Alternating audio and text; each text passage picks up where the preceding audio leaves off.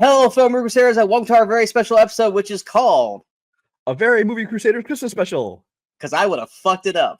I'm Sean Walskrew, and with me as always is Brian Michaels. It's Christmas time. I got my Christmas Gremlin sweater on, and he's got his on. Die Hard shirt on. I didn't even tell him to do that. I'm so glad he did it. But we are here to talk about Christmas movies of all kinds. A lot of people liked the Halloween special we did back in October. We went through the decades of horror. Don't worry, guys. We're coming up with new versions of the decades of thing that we're probably going to do in 2025. So be on the lookout for that. But we were both in agreement. Decades of Christmas probably wasn't going to work that well. There's like Christmas movies that we like, but we didn't think it was going to be a good 4 or 5 part series. So we decided to do our old school version of this, which is we came up with genres, and we're both picking a movie from that genre that we want to acknowledge. Kind of like what we did with the very, very first Halloween special, which was the 31 Days of Horror, where like pick your favorite vampire movie, and then we both talked about it. Brian says he's going a little more obscure with his list. I'm probably going a little more traditional with my list. No, mine's not obscure. We have our last pick. I'll tell you ahead of time. Is going to be a wild card pick, and I just picked out one that's a little bit lesser known. But the rest of my list is very much mainstream. It's kind of because that's the thing with Christmas movies. It's like there are 1,000 of them now. Thank you, Hallmark. And by the way, Hallmark movies are shit. There's not. You don't have a Hallmark movie on your list, do you? No. God damn, a Hallmark movie or a Lifetime movie or any of those kind of things. Yeah, I'm sorry. Christmas movies now, they're a dime a dozen, much like shark movies, because of Lifetime and Hallmark. And I'm sorry, if anyone tries to pitch me one of these movies, I'm immediately going, no, I'm not watching that. Like, it's hot garbage. Did you see The Christmas Prince? I kind of want to slap you in the face for even asking me if I saw that movie. I watched Hot Frosty last week for Netflix because I don't have anything against Lizzie Is Lizzie Kaplan? It's not Chaplin, it's Kaplan, right? Mean Girls. That's Lacey Chabert. Oh, Lacey Chabert. Lizzie Kaplan is from fucking Close. I was like, wait, are you talking about a different movie? Wait. No. Lacey Chappelle? Chabert. I don't watch her in enough movies to remember her name. And the actor from Schitt's Creek who plays Ted, I'm blanking on his name right now. I watched it because of them. That was one of the biggest dog shit films I've ever seen. I'm like, are all like Hallmark movies and crap like this? And someone goes, yeah, kind of. They're so bad, they're good. No. Bad Christmas movies. We're talking about good Christmas movies here. And I think a lot of these are favorites for a lot of people. Now, some of these Christmas movies, I'm going to at least admit on my side of things, I haven't seen in over a decade. So I'm not going to be able to give a whole lot of info on it. But a lot of the classics are going to be here on this list. So if you're thinking, oh, we're going to go super obscure with it, we're probably not. We're going to go right with the main ones. And that's going to lead to our very first category. One disclaimer at the beginning. We did make ourselves a rule. I made a rule. Sean went along with it. That each movie can only be used once on the list. So for instance, there's one movie that comes to mind. I would have put in like 4 different categories, but I didn't want to do that. So if you say, I can't believe you didn't pick this for this, it's probably showing up later on the list. Just saying. Yes, that was a rule that Brian made, which, like I said, it's not a bad rule, but we don't want Home Alone or It's a Wonderful Life or whatever popping up 18 different times on this list. So I don't dislike the rule. I think it's a very, very good rule. And also, as far as I'm concerned, I don't know if Sean went the same direction. For me, movies that take place at Christmas time does not automatically make it a Christmas movie. Everyone has their own definition of Christmas movies. If that's enough to make a Christmas movie for you, that's fine. But for me, it has to have like a Christmassy theme to it as well. There is one category which will specifically address that. Yes, we have a very special category just for that one in particular. And I'm looking something up because the very first one category, I'm trying to find the right movie because there's like 18 adaptations, and I'm trying to make sure I can get the cast. So I'm kind of filibustering right now. You go first? Yeah, go ahead because I'm having a hard time finding my movie. Okay. For our first category, we decided to go with classic Christmas movies. Your traditional, your older, the ones that have been around forever that people know, the ones that have been watched 1,000 times by everyone. For me, I actually went with a musical. I went with White Christmas. White Christmas, of course, with Bing Crosby and Dan Kay in it, from 1954, I believe it is.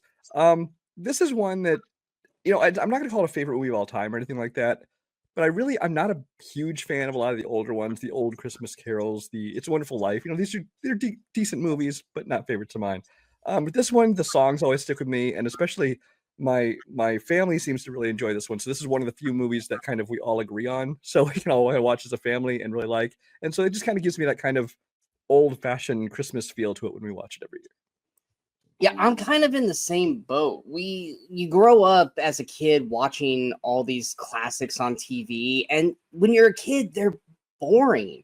And the last thing you want to do is watch them when you're a fucking adult. So like I will, and I don't know if he's gonna bring this up later, but I'll say this right now because we were gonna do overrated, but Brian's like, no, it's Christmas, let's keep it nice, which is very un-Movie Crusaders of us. But my overrated was gonna be It's a Wonderful Life because I think that movie's not good. I don't get why everyone loves that fucking movie so goddamn much, but it's on every fucking year ad nauseum, and I don't care for it.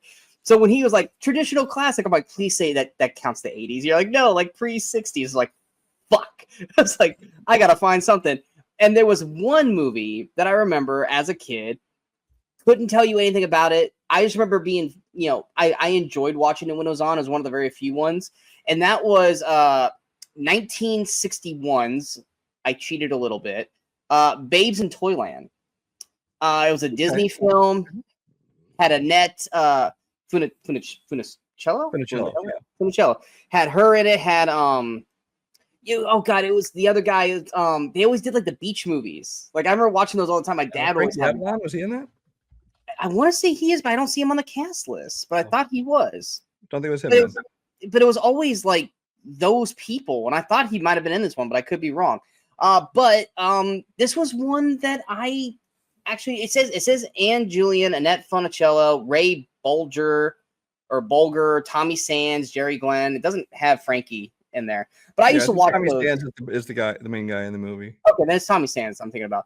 But yeah, it's one of those. It's got a musical family fantasy. But as a kid, when they put this one on, I didn't completely hate life while this movie was on. Unlike Miracle on 34th Street and even White Christmas, because I was a kid and I couldn't stand musicals. So that was another one that I just kind of stayed away from as an adult. Could I watch those now as an adult, as a critic, and go, these are actually good films? Yes. But I can't get the child PTSD out of my brain of having to watch those ad nauseum with my parents during Christmas time. But Babes in Toyland was one that I actually enjoyed. So I picked that for my traditional classic movie. And thank God. As a side note, if you want to watch a weird fucking Christmas movie, check out the version that has Keanu Reeves and Drew Barrymore in it from like 1986 or something. That's a weird fucking movie. That's why I had to filibuster, because every time I kept one, I kept getting that one. I was like, no, not the Keanu Barrymore one. Come on, man. Next, we're going to best version of the Christmas Carol. I was stuck between two. It's probably the same two that you had. But for me, because I'm probably going to use mine elsewhere, my main pick, I'm going to go with my second option, which is Bill Murray's Scrooged. This is another one that it was always on, mainly because my brother would have it on TV when I was younger. Didn't get the jokes when I was that young, but it had Bill Murray, and that guy was from Ghostbusters. So that was my, okay, I'm cool with this when I was a kid. Yeah, I mean, I wouldn't say it's your standard Christmas Carol, but I mean, he's basically playing a TV, is he producer? Yeah. Yeah, he's a TV producer, and he's basically Scrooge. And he goes through, executive. And he goes through the motions of a Christmas Carol. It's funny, 90s comedy, so it's not worrying about offending people or doing anything like that. It's just Bill Murray being the best Bill Murray he can be around Christmas time. So, not my number one pick, it's my number two, but I got to use my number one elsewhere because of the rule that we created. But Scrooge was definitely my version of a Christmas Carol. What was yours? So I had it narrowed down to two, and the one I'm probably going to use elsewhere because it might be the same one that you use later as well. So I'm going to go with 1988's Bill Murray movie Scrooged. Wait, this sounds very familiar. Deja vu. Yeah, this one is it's actually one of my favorite Christmas comedies at all. Because I mean, this is Bill Murray in his prime before he stopped acting after like 1999, because he hasn't made anything good since then. I don't disagree. I don't agree with that, but we can. Bill Murray in his prime. It's got such a great supporting cast. I love seeing like Bobcat Goldthwait as like the Bob Cratchit character. All of the ghosts of Christmas past, present, future. They're awesome. And it just takes it and adapts it in a fun way. Not only modernizes it, but kind of it's more of a, I don't want to say adult, but it's a PG-13 movie, so it's not like your traditional clean family film. It's a little bit, if it was made today, this would be R. They'd probably make it an R-rated. Yeah. But yeah, this was easily my favorite version of this story for decades until relatively recently. Yeah. Next, our favorite non-R-rated Santa Claus. Traditional Santa. Yes, yeah. Traditional Santa. Because we do have R-rated Santas that'll come up a little bit later. What was your pick for favorite traditional Santa? My favorite traditional Santa isn't even in like a favorite film of mine. But it's Richard Attenborough as Santa Claus in Miracle on 34th Street, 1994 version. Okay. The movie's decent. I enjoy it. I like it more than the old version. But it's just Richard Attenborough in that movie kind of personifies for me what your classic Santa is. Just not only his look, but his demeanor and even his voice and everything. It just kind of he just feels like what I picture Santa Claus as being. So he's always been kind of my favorite traditional portrayal of Santa Claus. Now, see, for me, like I said, growing up, having all the Christmas crap on all the time, especially that one, when it came out, that was like, they made us watch that in school. And I was just like, yeah, like it was like the last week before vacation when they don't want to teach, like just watch a movie. I was about to say, it was like the last couple days that they didn't want to teach us anything, so they made us watch that. And so to me, even though I love him in Jurassic Park, I look at that as like school to me, so I don't like watching it. But there was one Santa that didn't feel like the same typical Santa that I see in like the TV specials and every other movie where they just wanted a old, fat guy with a beard going ho ho ho. There was one that was actually funny. He started a franchise. He's still doing it technically, but not nearly as well. And that's Tim Allen. Tim Allen in the Santa Claus. I was a huge Tim Allen fan when I was a kid. I watched Home Improvement with my dad like every Tuesday or Wednesday, whatever night it was on. And when he decided to do the Santa Claus, I was like, this is awesome. And had we done Best Elf, which we nixed that because Brian couldn't find enough people to vote for Elf, Bernard would have been my favorite elf because Bernard was awesome in the Santa Claus. So was David Krumholtz? Yeah, Krumholtz. Okay. And so was Judy, which was the kind of almost like maybe my first actual crush before Kimberly from the Pink Power Rangers came on, because she was the hot girl elf that made him hot chocolate. But anyway, and she knew how to make the perfect hot chocolate.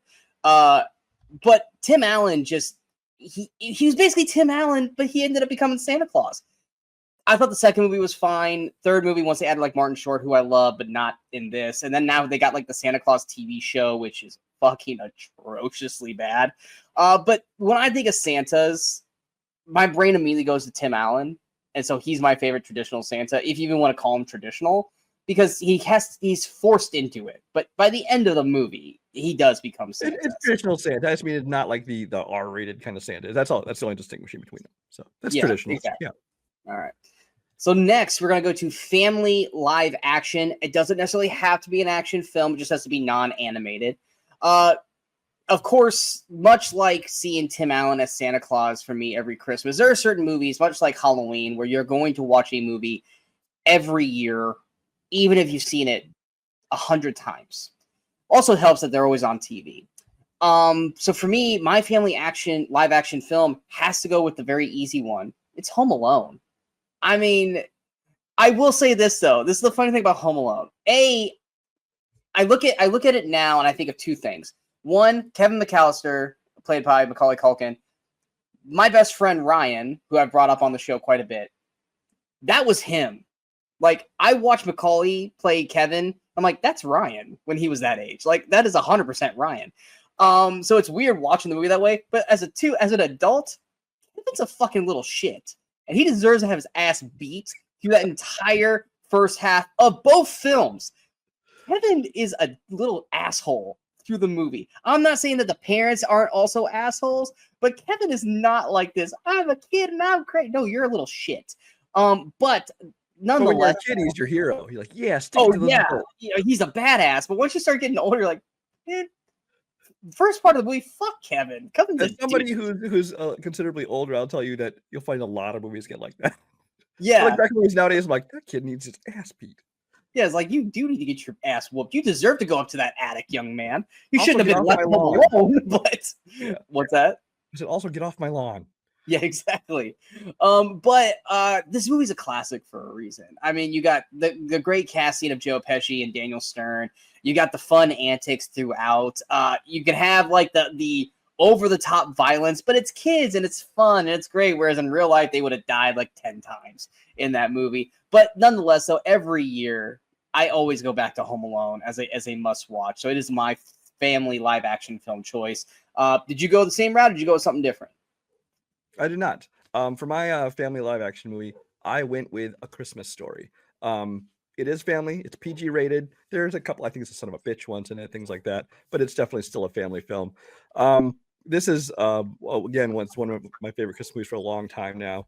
TBS and TNT tried to kill it by showing it 24 hours straight for a long time. But then who watches TV through regular TV anymore? So I mean, I'm gonna tell you this: when I worked for Cox Communications, which is a cable company, that was on all the TVs the entire fucking shift. So I hate this fucking film. Yeah, because you can't blame the movie for that. You can't blame the movie for that. You got to blame the situation. I know, but I still, I mean, this is one that I really enjoy. I think that the narration is great, the acting is great across the board, and there's nobody who ever really went on to become big stars or anything like that. So it's kind of this slice. It kind of this slice of Americana. I mean, that's what it's supposed to be. It's supposed to look like an old Norman Rockwell kind of painting, and it just but then the jokes and everything just completely work for me. I love this movie, A Christmas Story. What are you talking about? No one got big. The freaking main kid. What's his name? Peter Billingsley. The kid's name, not the actor. Oh, Ralphie.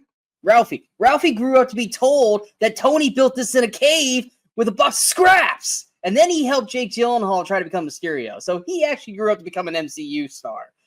Just people don't know his fucking name. He's just known as Ralphie. Now he does fucking commercials with Kelly Clarkson. Yeah, I hate this movie. But that's, once again, it's because much like It's a Wonderful Life, it is shoved in my face like fucking fruitcake. And I'm just like, get the fuck away from me with this goddamn thing. Next, we're going to go animated. I feel like you're going to go with the obvious one, and I'm not. So why don't we go? You're not? Okay, cool. I'm actually interested in seeing what you're going to pick. No, I'm worried. This is my worry that I'm going to realize I missed something obvious. So we'll see how this goes. What's your pick? I actually went with one which you might call a cheat, but it's on Letterboxd, so I'm calling it a movie. It's a short film. The original, How the Grinch Stole Christmas. Doesn't that qualify as a TV special? It's on Letterboxd. I'll allow it. But I needed something else in my TV special section. I'll allow it. Honestly, I couldn't find an animated one that I really love, which is why now I'm worried there's something obvious that I missed. My pick's not going to sway you, so it's not. No, I wouldn't worry about it. So just curious, what is it you thought I went with? I thought you were going to say Nightmare Before Christmas. Oh no, I needed that. I know it's claymation, but it's still considered animated in my eyes. But no, the original Grinch is one of the classics, and yes, it's a short film. Yes, it probably just counts as a TV special, but it's still an animated film as far as I'm concerned, and it's the far superior version of any version that's ever been made. That the Jim Carrey one is fucking shit. The newer animated one, I'll be honest, I've never even watched the whole thing. I've only seen clips of it. I liked it. It's not my choice. I'm not picking it, but I liked it. Yeah, but this one is one. It's like it's what it should be. It took this book that's like, I don't know, like 30 pages long and made it into a short, which is what it should be, instead of trying to put filler in there and fill it out into a full-length movie. It's a great adaptation of the book. It kind of the classic Dr. Seuss. It shows how Dr. Seuss can be done right. The voice with Boris Karloff, and then you got the voice of Tony the Tiger doing the singing. I mean, come on. I listen to that song now at work every day because I've had to listen to this song every day at work for the past month, and all I keep thinking of is, man, fuck you, singer, get off his ass. Like the Grinch is like, you're writing this hateful thing to him. The Grinch is probably just like, bro, I'm just living my life up here in the cave. Like, y'all calling me mad. Like, and that's the one thing too. The Grinch didn't hate Christmas. The Grinch hated fucking people. Okay? He actually likes Christmas. He just hated everyone down below. So, which I think most people now can relate to. I kind of feel about people in my neighborhood. So, I mean, exactly. It's like, no, we're all the Grinch. Just have people stay away from us. We'll celebrate Christmas as much as we want. It's the people that just made us hate everything. Plus, he had a cool-ass dog in Max. Come on. Exactly. Max is an awesome dog. In all adaptations, Max is an awesome dog in all the movies. Mine is one that I don't know if you ever saw it, and if you did, you probably just like, eh. But I liked it for what it was. I thought it was a unique setup, and even though it's got Christmas in it, I don't know if it's necessarily a Christmas movie, but I think it is actually. And that's Rise of the Guardians. Okay. Yeah, you got Santa, and he's kind of like you have an actual Santa Claus in it. I think it can qualify as Christmas. Yeah, I mean he's not named Santa, and he's named North, voiced by Alec Baldwin. You got the Easter Bunny, you got Jack Frost, you got the Tooth Fairy, you got Darkness. I think visually, I think it looks cool. I think the concept of the film is interesting. I think they could have done better with it than what we got.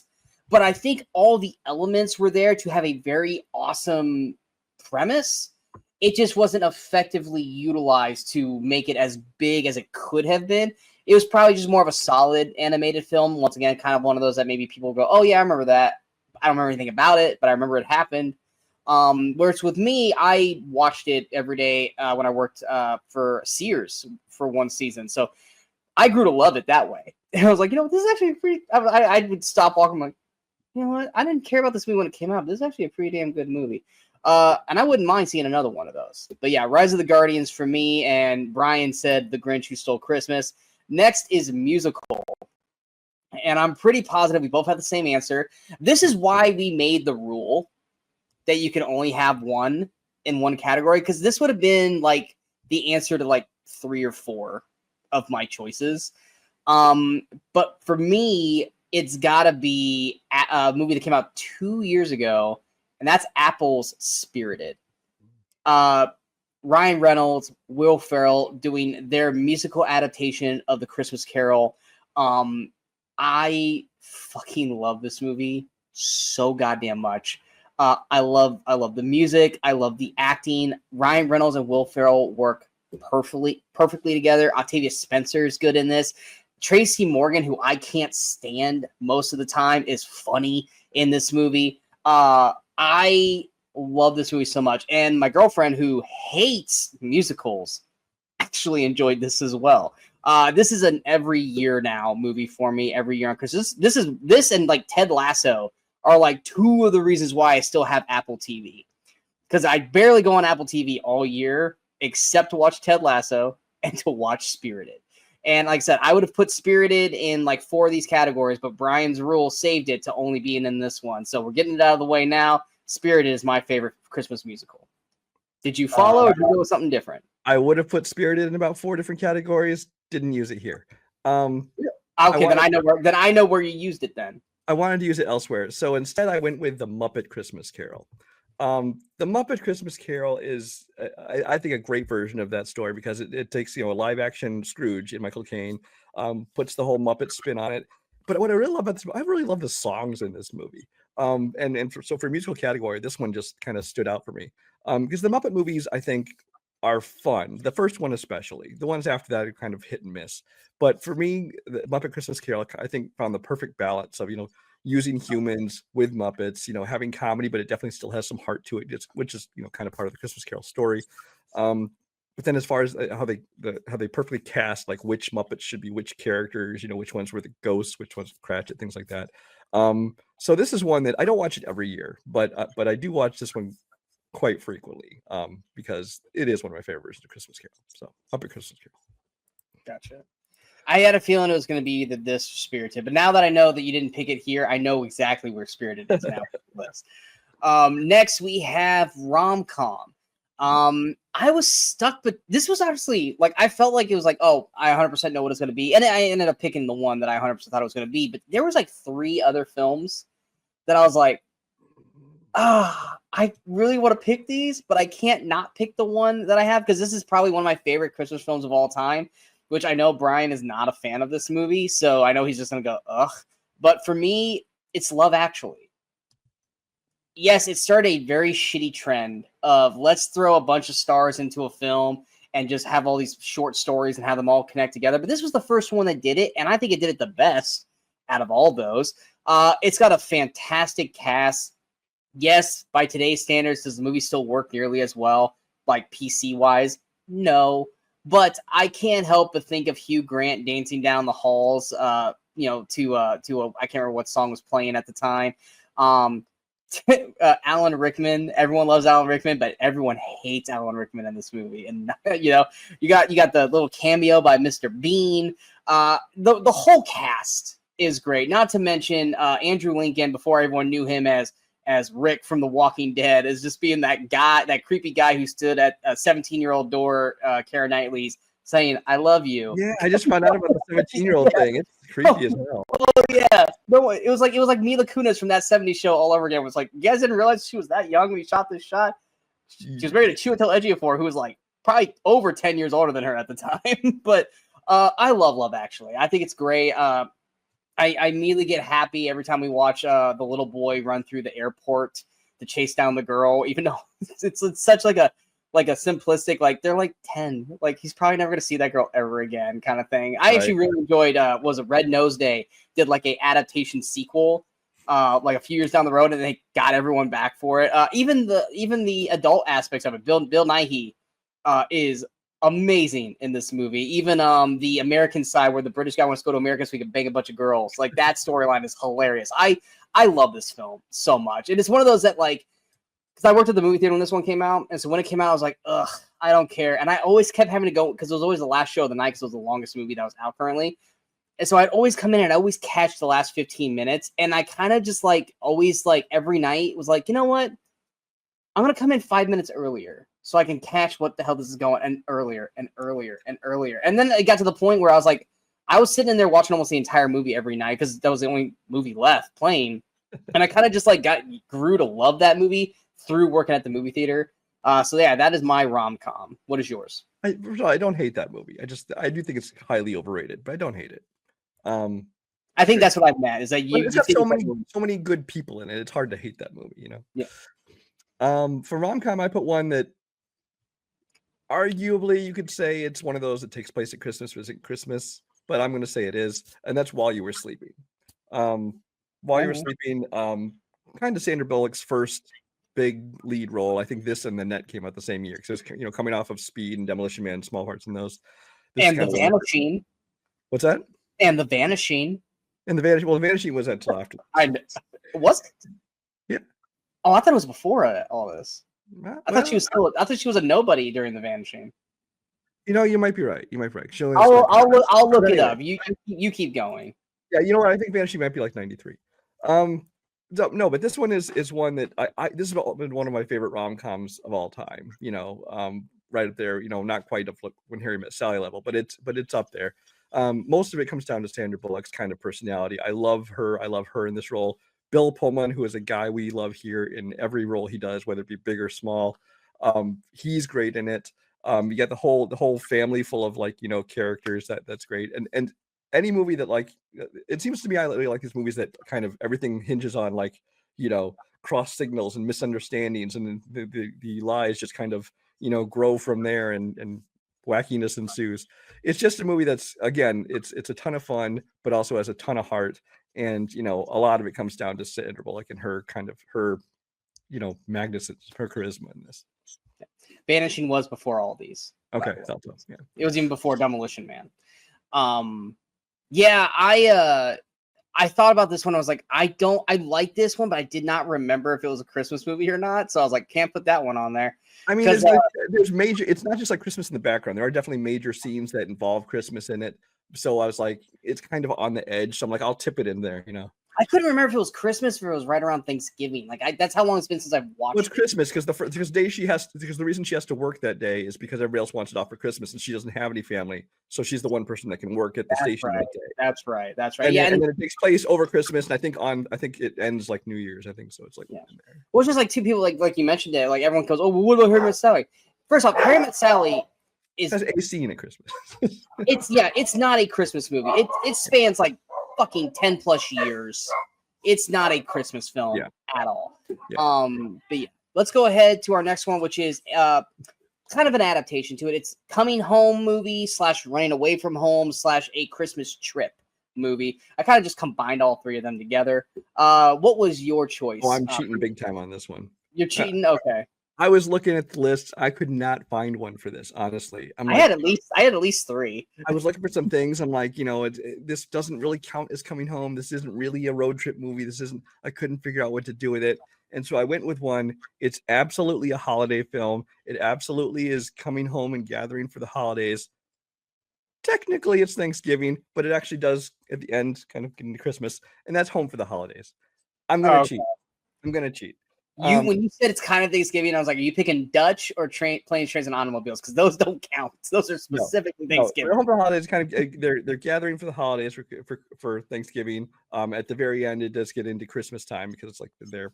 But this is just, I think, the ultimate. And even if you don't think of it as Thanksgiving, just that it has the ultimate vibe of what it's like to have family, an extended family all gathering back together in the house for the holidays. The conflicts that ensue, the old relationships, new relationships, and just the dysfunctional family. It's like the most realistic Christmas movies. A lot of them try to make it like all happy and joy and we love being back together. And this one kind of shows what it's really like when families gather back together for the holidays.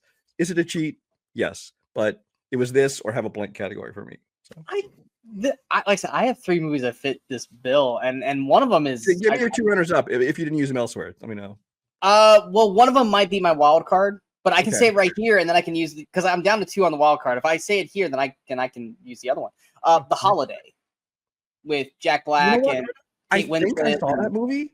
Yeah. If I did, I don't really remember it at all. It is a charming as shit film. And I don't know why I haven't watched that movie. I need to watch that one. Yeah. It is a really good movie. That was up for RomCom as well, but it just didn't make it. And then the other one, which you probably never saw, but I did because of my age, was I'll Be Home for Christmas with Jonathan Taylor Thomas. Yeah, and Jessica Biel. Yeah. But the one I went with was once again, I talked about it a little bit ago, but now it's the sequel, Home Alone 2: Lost in New York. It's a trip movie. Granted, his family was going to Miami. He went to New York. It is the definition of a trip film. Technically, also running away from home to a point because he did run away from just because it was like one of the only ones like I'd seen that could qualify. But I'm like, I don't really like that one enough to include it. Oh, Home Alone 2 is just like that with Home Alone. Like you have to watch them in unison. If you watch the first one, you immediately have to then watch the second one. Macaulay is still the same with Kevin, and he's a little bit older, but he still is a little bit of an ass. But it's in New York. There's a lot more fun to it. I mean, you can take the Donald Trump of it out of it, but he's in there for like 2 seconds. And it's actually more of a funny, you're like, oh, hey, look, there's Donald Trump. At the time, we didn't know he ended up becoming the president. But I feel like the laughs are just as funny. Using the new scenery is just as unique with the house. You added I can't remember her name, but the homeless bird lady. I thought they had some great scenes together, much like he did with the old man neighbor in the first film. I think Home Alone 2 is just as good as the first one, but because it's not at home, he's not technically home alone. He's literally kid in New York, but it does kind of take. Yeah, exactly. But yeah, Home Alone 2 for me is also a must every holiday season. But yeah, that's what I picked for the coming home, running away from home. Lady. Brenda Fricker from So I Married an Axe Murderer. Yes, I just could not pull the name. Next, we are going with non-R-rated comedy. And my pick, I had to double check. Is this not R-rated? I thought this was R-rated. I was like, oh shit, it's not. So I'm gonna go ahead and go with it. And that is Christmas Vacation. Same. Yeah, it's like this seemed like the obvious layup, This is one of like the 4 Christmas movies I watch every year.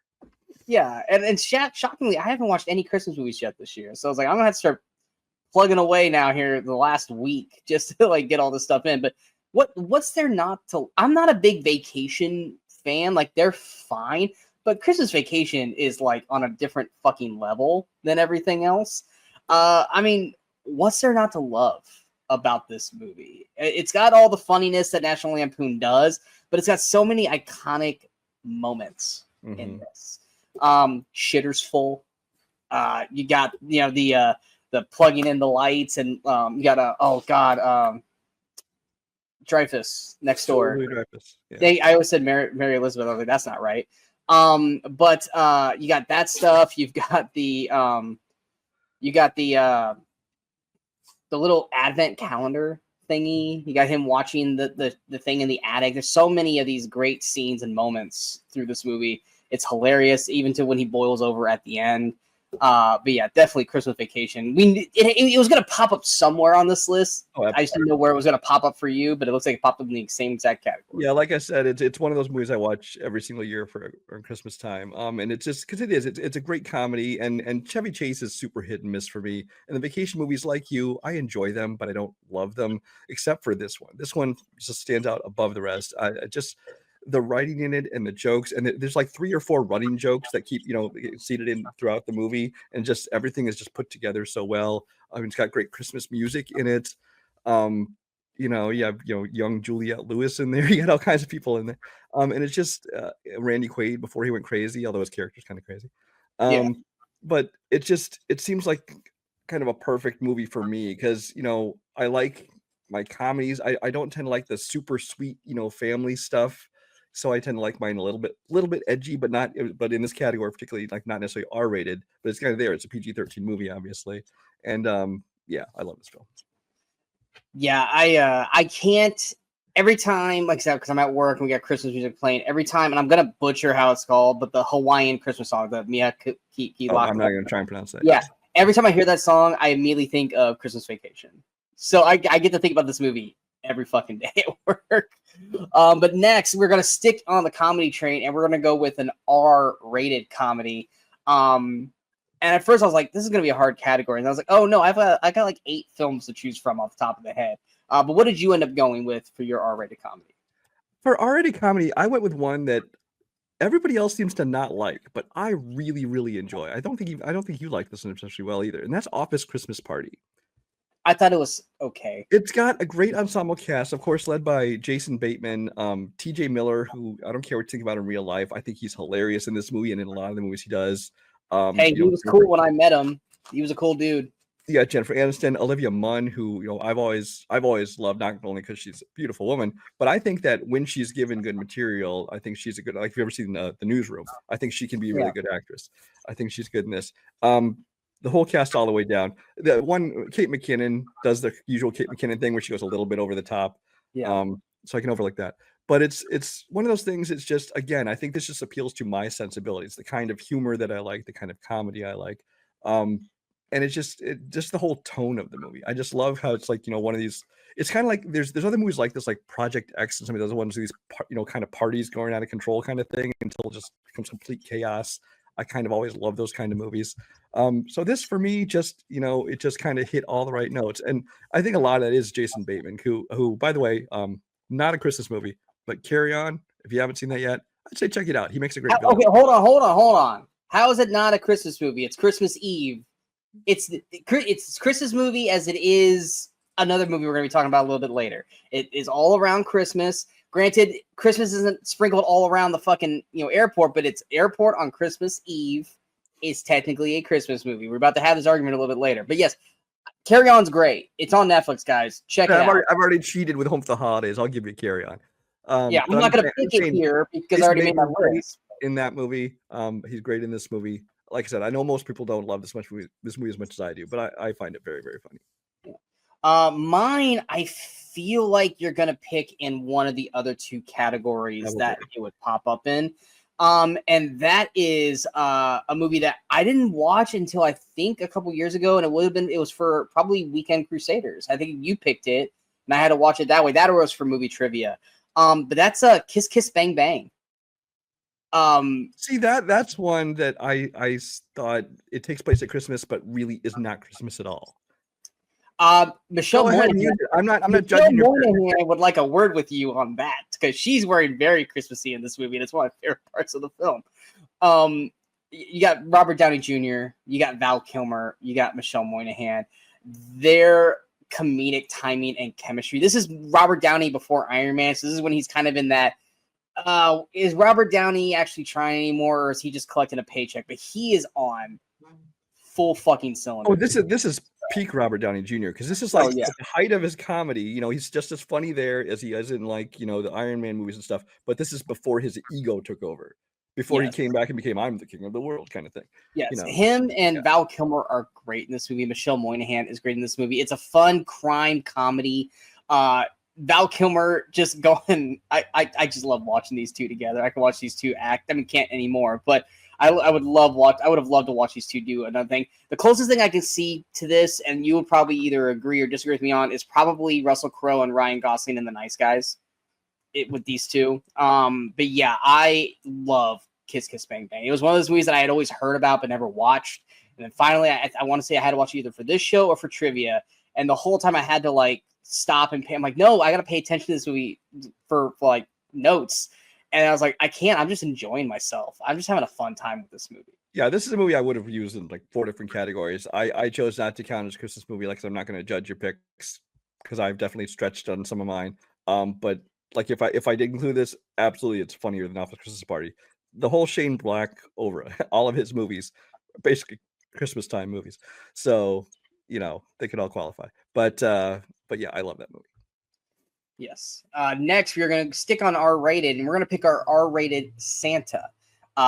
Basically, he had to be in an R-rated film, so he's going to be dropping some F-bombs or doing something dangerous. I feel like it's a pretty much a 2-horse race between these two. It's either one or the other for me. But I'm obviously going with the one that I honestly made this category for because I didn't think he'd beat Tim Allen as the Santa Claus, and that's David Harbour for A Violent Night. He played that like so straight through this movie. He plays it as fucking Santa Claus. Like, and the reason why I love him so much, and it's outside of just David Harbour's just great in general, and then like this backstory that he's like a fucking Viking, was there's the moment in the movie. I'm gonna be talking about this later, obviously. I think it's when they throw like the bag of toys in the fire. He's like, "Those are for the children," and he just is so like just like that's such a Santa thing. Like he's so angry, but he's still so into the character that's Santa, not just a badass plain Santa. David Harbour is easily my pick for this. Now, did you go with David Harbour or did you go with the other one? I didn't go with the other one you think it is because I don't really like that movie. I'm not thinking about it either, but I figured it was like the only other option. Are you talking about Bad Santa, I assume? Billy Bob Thornton. I'm not a fan of Bad Santa. I don't think I ever saw Bad Santa 2. I never saw it either. David Harbour would absolutely have been my pick for this, but I wanted to use that movie elsewhere, which opened this up for something else. And this is not that movie. It's just his character. Well, I decided not to double up on anything. That was me. Okay. So, but if I was going to do it, absolutely David Harbour is my favorite R-rated Santa. But instead, I chose to pick one that, again, like my non-R-rated Santa, is not necessarily one of my favorite Christmas movies. It's a movie that's okay, but I kind of liked his portrayal of Santa Claus in this movie. And that's a lesser-known movie, Mel Gibson in Fat Man. I still have not got to see this movie. Mel Gibson in Fat Man is kind of the Santa who's kind of become, disillusioned, the kids today, they don't care about Christmas. They just, want money or video games, things like that. And so it's kind of comes like this kind of grittier Santa. The whole movie is basically, this spoiled rich kid gets coal in his stocking because he was an asshole. And so he hires an assassin played by Walton Goggins to go kill Santa Claus. Santa Claus, of course, being Mel Gibson. So then, you have, especially the ending shootouts and stuff. At one point, Santa, you think that Walton Goggins killed Santa by stabbing him to death, but of course, Santa can't be killed. So he comes back to life. But it's just, I love his whole. It's like a very gritty. It's almost like take Martin Riggs, from Lethal Weapon, age him about 30 years, and just make him really fucking pissed off, but make him Santa Claus. That's kind of what you have here. And so, again, it's not like my favorite Christmas movie or anything like that, but it's I just like his unique portrayal of Santa Claus. I still have to watch this. I want to see it, and I just keep forgetting about it. But then go in with tempered expectations. It's an enjoyable movie, but not a great movie. But it's but you got Walton Goggins, and you like to see something different for Santa Claus. Check it out. Yeah. Next, we're gonna go with Christmas Villain. There was some choices here, and there's like, depending on what you think about this one movie, like it's like there's the obvious choice, there's the obvious pick. But I didn't pick that. I went with probably the next best obvious pick. And granted, I know I didn't think the characters counted as double dipping.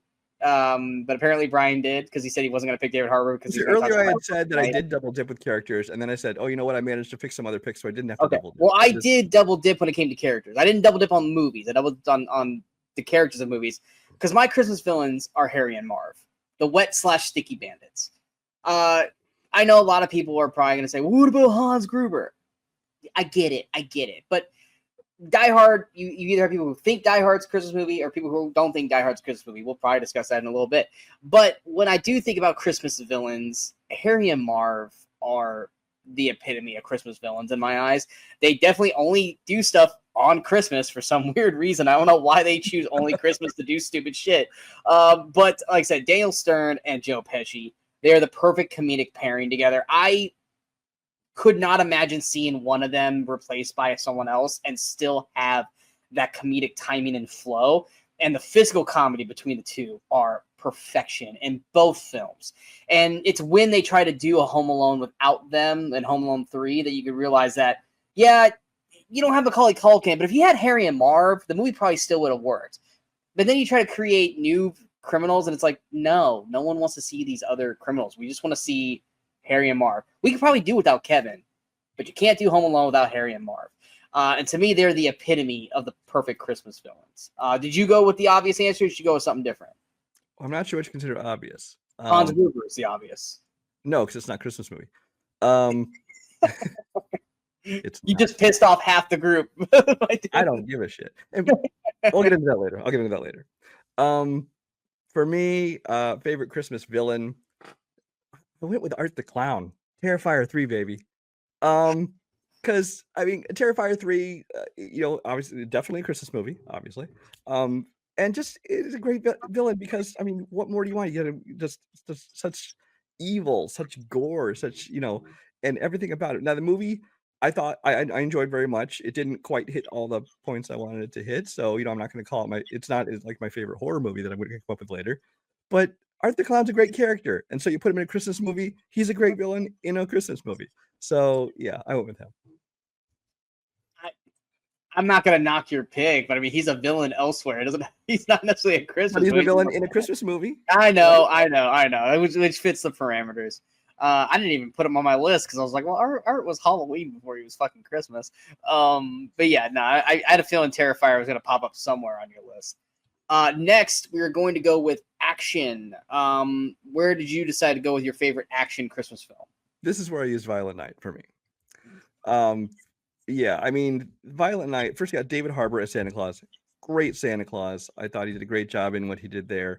This is directed by Tommy Vercola, who's the guy who did like Hansel and Gretel, Witch Hunters. He did some movies called not Let Us Know. What are they called? I forget. But there's like these zombie Nazi films. Talking about Dead Snow? Dead Snow, thank you. Okay. But I really like him as director. And then all the action of the important part of this movie is the action, which is done by the guys at 87 North, which is David Leitch's company who does like the John Wick movies, the Atomic Blondes, the Bullet Trains, all that kind of stuff. So the action is phenomenal in this movie, and which is what really counts in an action movie. But it then also definitely has that kind of sense of humor going through the whole thing. And I just love the idea of how they had like they had the elves had like all the code names. They were using like ornaments for like grenades and things like this. If you want to mix action with an actual Christmas theme, this is the one. I'm going to be talking about this in the next category. Okay. Because unlike Brian, Die Hard to me is a Christmas movie, and it's the obvious answer here for action. Yeah, okay. We can have this argument now if you want. Die Hard does not happen. Die Hard does not happen if Christmas is not happening at the same time. I disagree. It could have been any kind of party happening in that building. That would have shut down the entire building except for that one floor. It could have been some other holiday. Could have been a weekend. Could have been a Sunday. Literally playing Christmas movies. Here's what I always said. I've always tired of this argument. It's a very annoying argument. Well, that's just it, because the reason it comes up, the reason it really started coming up, because it didn't come up in the first 20 years. Die Hard existed. 20 years or but so. Then when people started thinking they were clever, like, what's your favorite Christmas movie? Is it It's a Wonderful Life? Is it Miracle on the First? No, mine's Die Hard. Ha ha ha! I'm clever because I said an action movie. It's like, if your personal parameters for what you consider a Christmas movie is it takes place at Christmas time, great. Then Die Hard is a Christmas movie to you. Call it that. Enjoy it. For me, taking place at Christmas is not. It has to have a Christmas theme to it, whether it be Santa Claus, whether it be kind of the whatever other kind of Christmas themes you want to ascribe to it. But for me, that is not enough to make it a Christmas movie. If that's the case, Lethal Weapon's a Christmas movie. Hundreds of other. I have that listed for. It's not my choice, but it's listed for non-Christmas movie around Christmas time. Well, They do literally fight on a lawn with there are Christmas so ornaments. many movies that take place at Christmas that are not Christmas movies. They just happen to be at Christmas. You know, Iron Man 3, Nice Guys. Like I said, anything Shane Black you can put in there. But Except Predator. But you know, if you want to call this Christmas movie for yourself, that's fine. I'm just sick of the argument because I think it's dumb. Oh, I hate the argument too, but I will say this: he does literally. You continue talking about it. He does literally kill a guy, put a Santa hat on, and write ho ho ho on him. That's all I'm gonna say. But yeah, Die Hard. Outside of that whole argument, Die Hard is a near perfect action film. Great casting. I'm saying near perfect because there's also, you can always find something to complain about in any movie. But even Jurassic Park and Jaws, which I fucking think are perfect films, you can find something to argue about. But Die Hard, you got, Bruce Willis is fantastic. Alan Rickman as Han Gruber is fantastic. Reginald. Phil Johnson. Phil Johnson, thank you. I had Carl Winslow in my head and I couldn't fucking get his real name. He's great in it. Even the douchebags in the movie, Hart. Yes, he's great in the movie.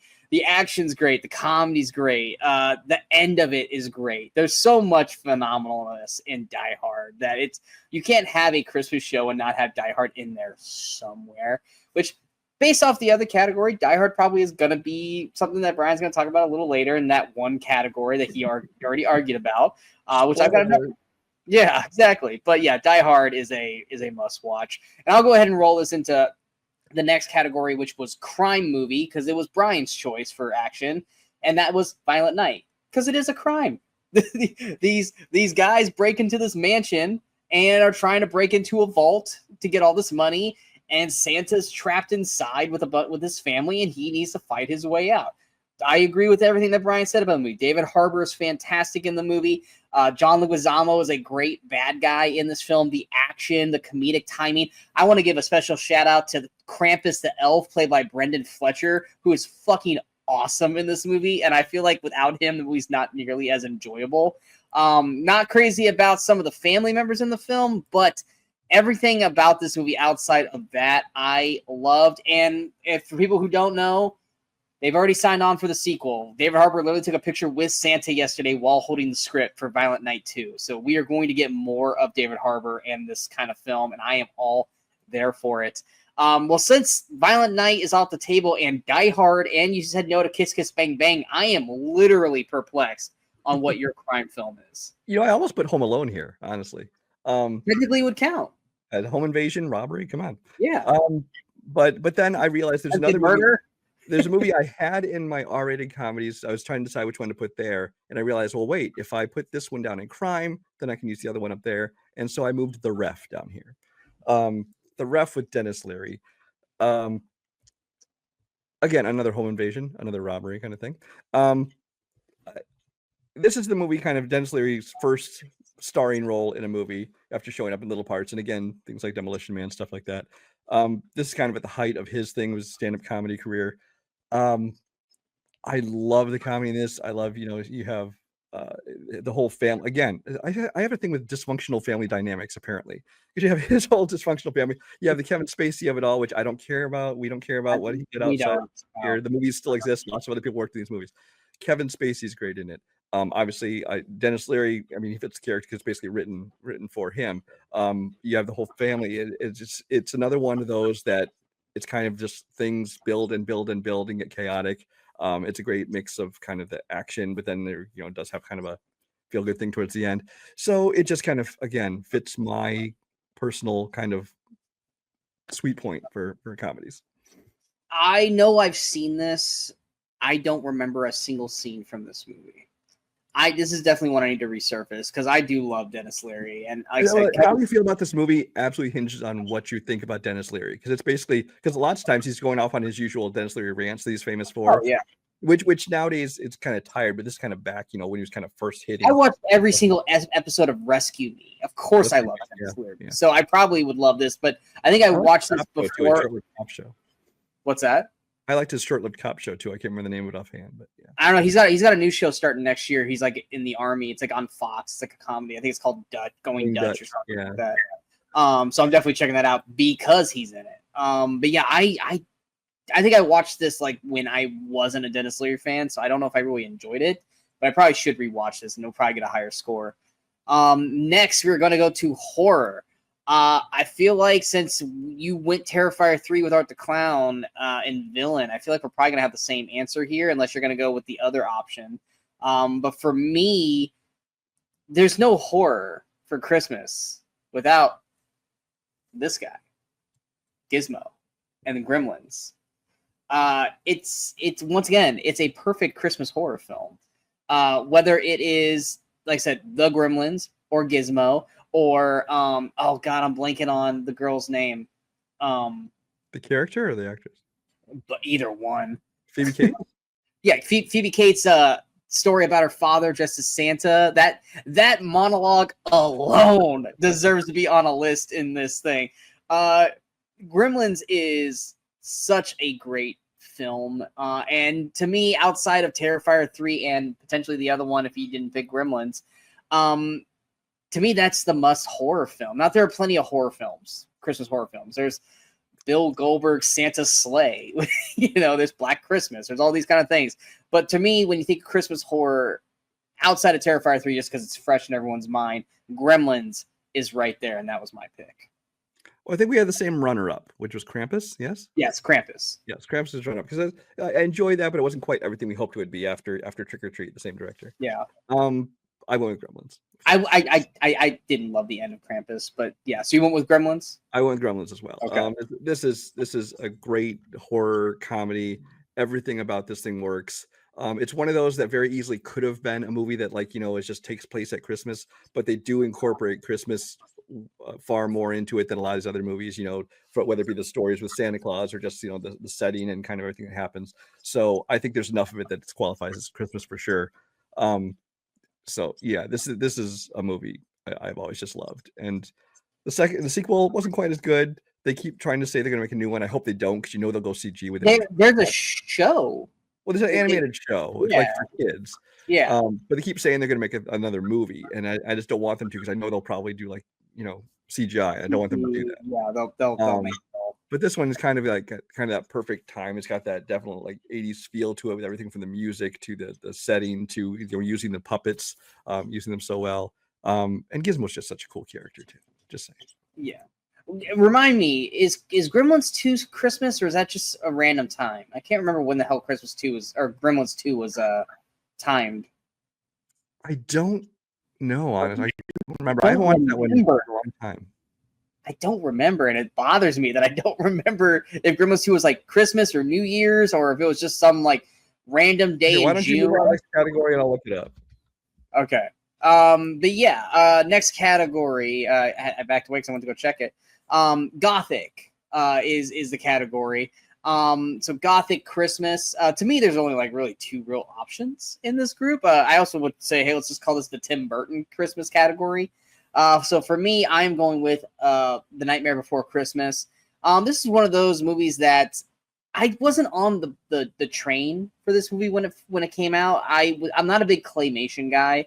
It's not something that I really enjoy watching. So when it comes to Paranorman, Corpse Bride, Frankenweenie, they're just not my kind of films. But Night Before Christmas, though, I think does work incredibly well. I think the music is catchy. I think everything looks visually kind of brilliant throughout the film. And it's one of the few claymation films I can actually watch and stomach through, at any point. And of course, around Christmas time. Do I think that it can either be considered a Halloween movie or a Christmas movie? Sure. But yeah, definitely when I think of Gothic Christmas films, it was this or the other one, which either you picked Nightmare Before Christmas or the other one. I decided to go Nightmare Before Christmas because I wasn't going to pick it in any other category.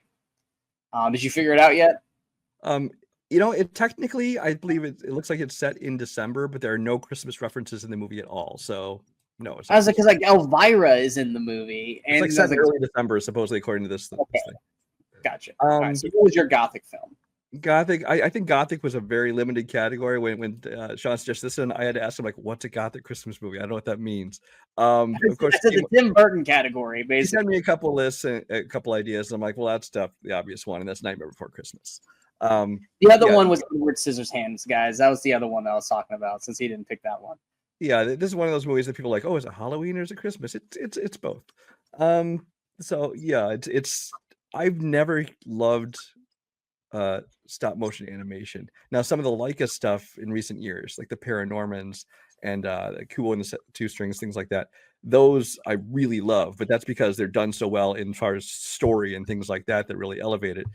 This one, I think it's a fun idea. I think that the songs are great, you know, by Danny Elfman. The voice work is all great. The only thing I don't love about this movie is a lot of the character design. I just don't like the look of a lot of the. I mean, Jack Skellington himself is fine, but a lot of the other ones, I think it's just kind of, I don't know, just kind of unappealing to me. Yeah. But it's definitely a movie that I very much enjoy, largely because of the music. Next is where I think you're finally going to have your spirited choice, which is streaming original. This is a movie that was never theatrically released. It was released on either like Netflix or Apple, Peacock, Prime. It's strictly just a streaming film. We already know what Brian's pick is. So Brian, go ahead and say what you want about Spirited. Yeah, this is where I chose to put Spirited, although again, I would have put it in 4 different categories. Is fast become actually after my first watch, it became like one of my favorite Christmas movies of all time. This is although I will say this is not a movie I watch once every year. This is a movie I watch at least twice every year, if not more. I watched it like on December for I think the day after Thanksgiving. I'll probably watch it again right before Christmas. I literally am playing it on my Spotify while I'm at work. So I've heard every song at least once a day. Yeah, and there are people that you wouldn't expect to sing. You know, you got Will Ferrell, you got Ryan Reynolds, you got Octavia Spencer. These people who now, granted, they're probably tweaked and stuff in post production, things like that. But still, they all do great jobs of singing. They do great jobs of dancing. The songs are great, of course, done by Pasek and Paul, the guys who did the music for things like Greatest Showman and some other stuff. So I've always liked the stuff that they've done. I think that the comedy is great. I will say I think this movie runs a little bit long. There's a few scenes in there I think they could have removed, but that's nitpicking, and you can always skip over that stuff. I didn't keep Apple TV for this, although I would have, but instead I just sailed the high seas and got my own copy of it. I so badly want this on like 4K. I really do. Yeah, and Apple has released a few things on disc, so I'm like hoping someday they will, so I can have a real copy of it. But yeah, this is a movie I love, and it very quickly became one of my favorites. And it's Ryan Reynolds being Ryan Reynolds, it's Will Ferrell being Will Ferrell, which both of them can get over the top and obnoxious, but I think this movie has just the perfect level for everybody. Oh, they balance themselves out perfectly before it gets too crazy. And when it does allow them to go crazy, it makes sense in the script for them to go that route. But yeah, it is a perfect film. And good afternoon to you as well, to everybody. I've been saying that at work now, and everyone's going, good afternoon to you too. And I was like, every customer pisses you off. Good afternoon. You have a great afternoon. But for me, because I couldn't use Spirited, I was like, shit, I got to figure out a different choice because I have to use it for musical because I didn't have another option for musical except Nightmare Before Christmas, but I needed that for Gothic. But for me, this was a movie that came out 3 years ago, and I did shit on A Christmas Story a little bit earlier, but this movie to me kind of felt like my version of A Christmas Story. And it came out on Max, and that was 8-Bit Christmas.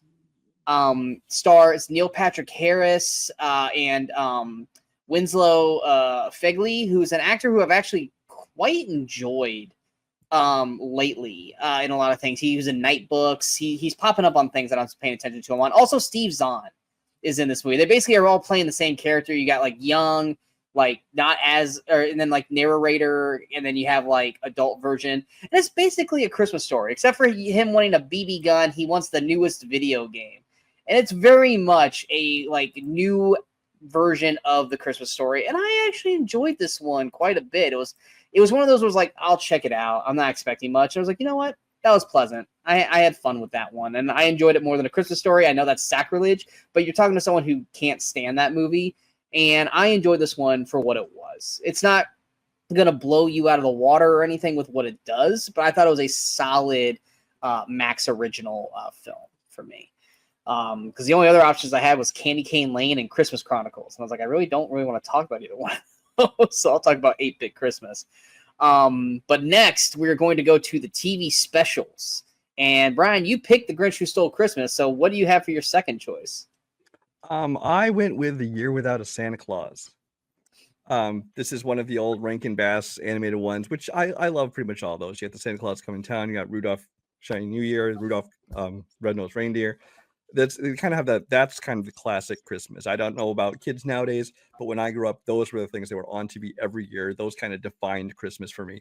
And the best of those, I think, was Year Without a Santa Claus. It has the best music in it. It has, you get to have, the Heat Miser and Snow Miser, which are kind of classic characters. This is the one that was like my favorite one of those 3 or 4 that I watched every single year. They made like a live action version of it several years ago with like John Goodman. Complete shit. Don't ever watch that. Watch the old Rankin Bass claymation stop motion animated version. This is the one. Yeah, this one was hard for me because, like I said, I don't really like claymation, and I never really liked these as kids. I thought I was kind of like forced to sit down and watch them. I think I know what you went with that. You think I know where I went with this? Yeah. I get it probably. So I was like, where the hell what am I gonna pick? I'm not a huge Charlie Brown fan. I mean, the Grinch is Grinch, but I mean, like I said, I like the movies better than the short. And that's not because the short's bad, it's just because there's more of them for the movies.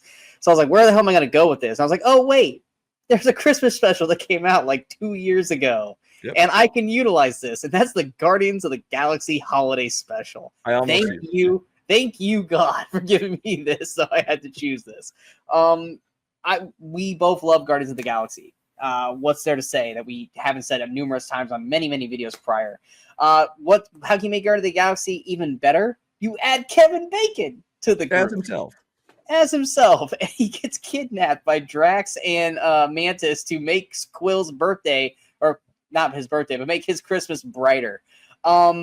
The only negative is the one thing that Brian attacks profusely about this film, and that's the way that Groot looked in the holiday special.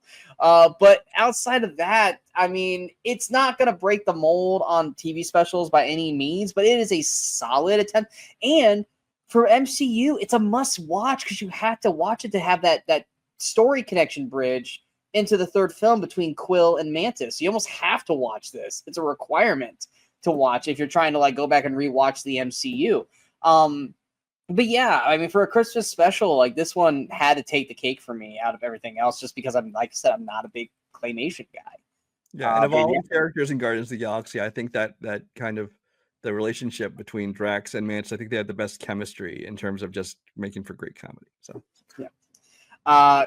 Next one is a non-Christmas movie around Christmas time, which, like I said, we've already discussed this. We already know the Die Hard Award for movies set at Christmas time that's not actually a Christmas movie. That's the official name of it. I just declared that now.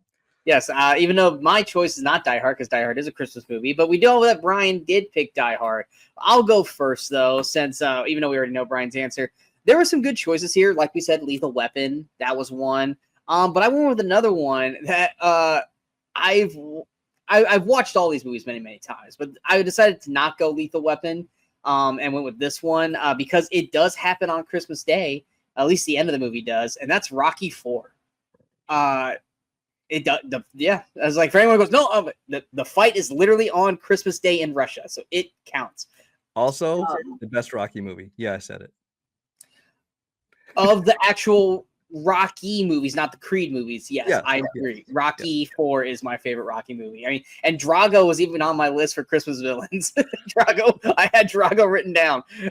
Yeah, I love Rocky IV. It's cheesy as shit. It's montage the movie, but you know what? Those songs are fucking fire. Those montages are fire. The boxing fights are fire. The whole beginning where it's like, oh my god, they fucking killed Apollo Creed. What the fuck?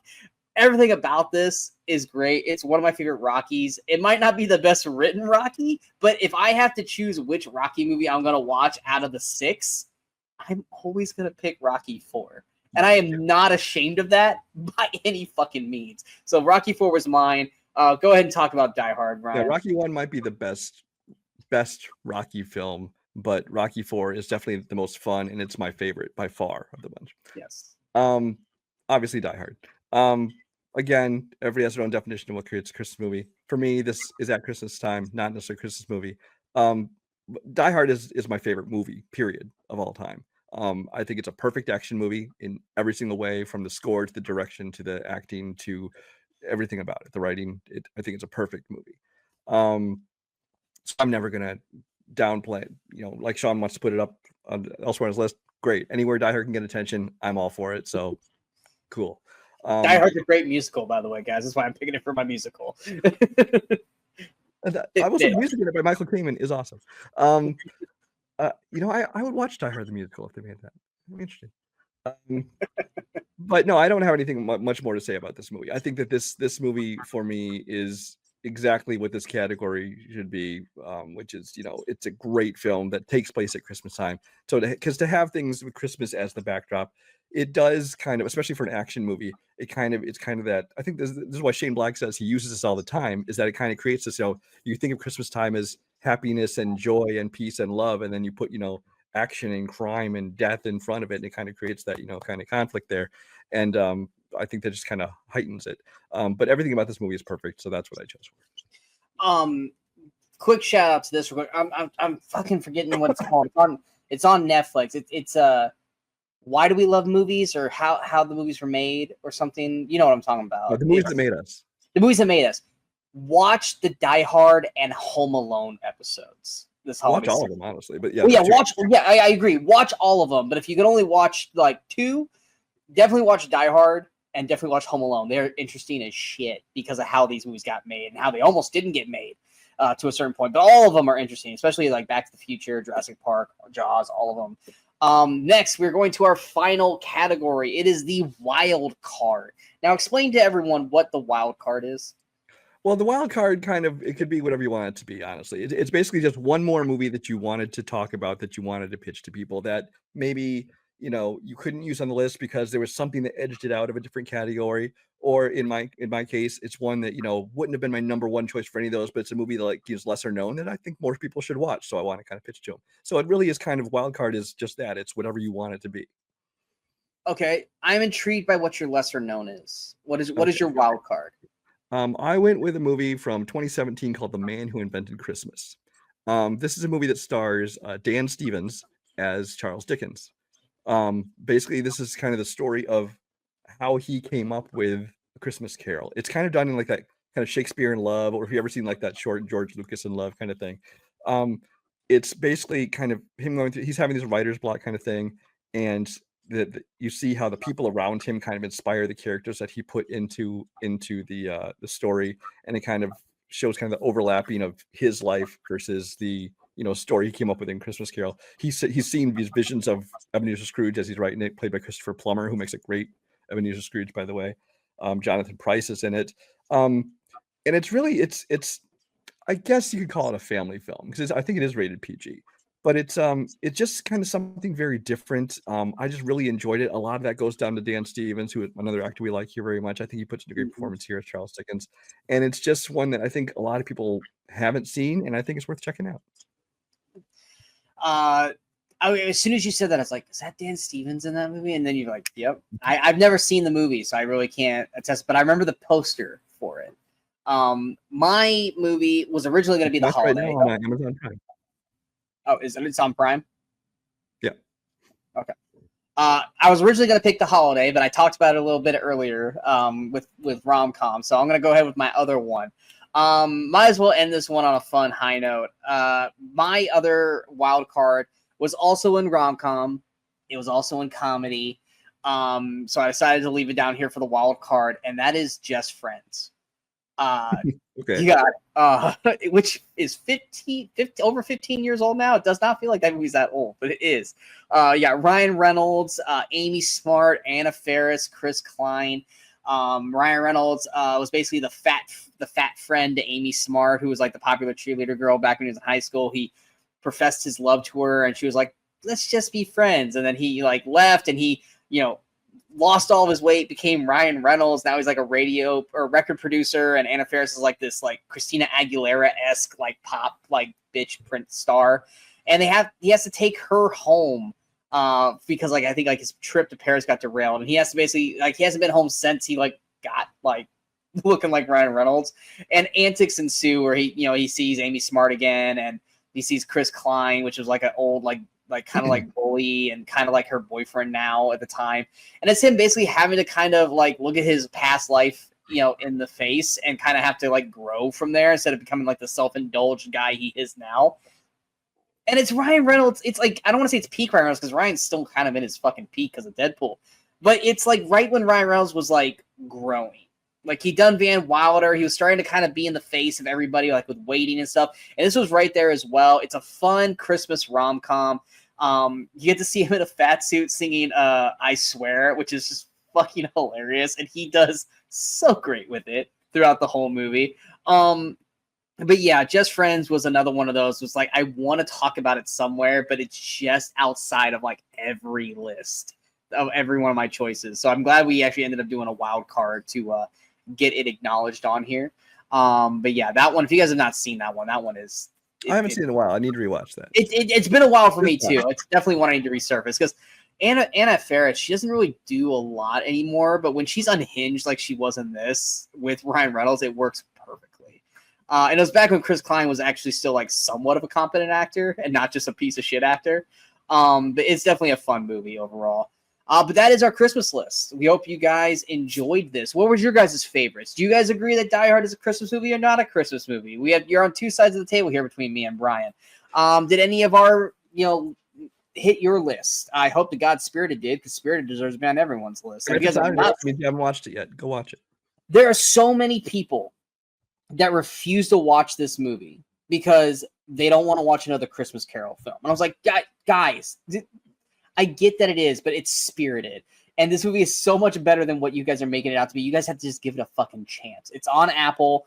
Sadly, it's the only place, legally that it's on is Apple.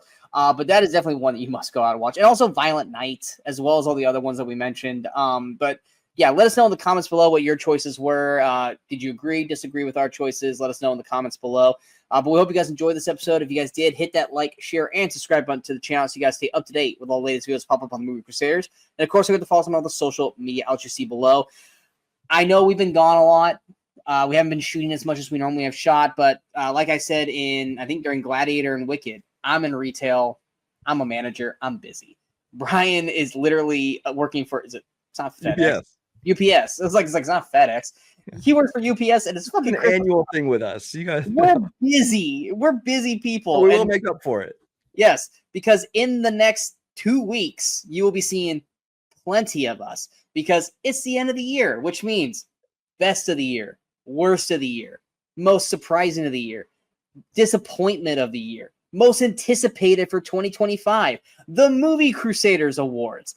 You're going to get a ton of us here in the next 2 weeks. You're going to get sick and tired of us. So you know what? You know what you're going to do? You're going to come back and you're going to keep watching us for more in 2025. So while we have not been getting much of us a lot in the last month and a half, you're about to get a huge dose of Sean and Brian here in the next couple weeks. So stick around. In terms of movies that just got released, I haven't got to see anything this month really because I've been so busy. But Brian, you got to see everything. You got to see Moana 2? No, you didn't see Moana 2. I did not see Moana 2. You didn't want to see Moana 2, but you did go see Craven. Is it as bad as everyone is making it out to be? Craven is not good. I think as I described to you, it's not actively bad so much as just really boring. It's so, I kind of enjoy Morbius. I know I get shit for that, but this is not as good as Morbius. Definitely better than Madam Web though. So I'll say that. Okay, Y2K, real quick. I'm just gonna have you blitz through these real fast. Y2K, actually quite a bit of fun if you just kind of go with it. Kyle Mooney's annoying, but he's just a supporting role in that. Yeah, I enjoyed that. I also enjoyed Werewolves with Frank Grillo. It's kind of a throwback to the old '90s kind of creature features we used to get a lot of. It's just it's always nice to see Frank Grillo get a lead role now and then. I enjoyed that quite a bit. Did you ever get to see The Order? I have not seen The Order yet. No. Okay. You know what movie I will plug? Flow. It's playing kind of a fairly limited release. It's an animated film. There's no dialogue in it at all. It's basically this cat's journey, and he teams up with a bunch of other animals. The most beautiful animation I've seen maybe ever. I love the animation in this movie. It might be my pick for best animated film of the year. So we'll see. I'm gonna have to check that out if I gotta figure out how I'm gonna have to battle you for this. If not, I'm sure it'll be streaming very soon. So, yeah. If not, it's definitely gonna be a nomination for the award season. But I gotta watch it so at least I can address it with you when we get to the Movie Crusaders Awards. Coming or also, I'm assuming you didn't see the Lord of the Rings animated because you didn't want to see that War of the Rohirrim. Coming up this week, we got Mufasa, The Lion King, and Sonic the Hedgehog 3.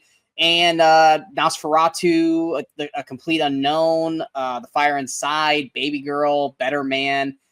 There's still a few films left to come out this year. Honestly, out of that list, Sonic and Nosferatu are really the only ones I really care to see. Nosferatu is the only one that list I think I'll be seeing, honestly. Yeah. I might see Complete Unknown if I have nothing better to do. Yeah, I mean, these are those movies that'll just kind of sprinkle out when we have time, but we're ending our lists. We're finalizing everything for our end of year stuff. And as soon as we do, we will start shooting these episodes and dropping them on the channel. So stick around with us on that. But until next time, we are the Movie Crusaders. I am Sean Waskerby. That is Brian Michaels. And until next time, in case we don't see you, go watch some movies, go have some fun, have a Merry Christmas, and good afternoon.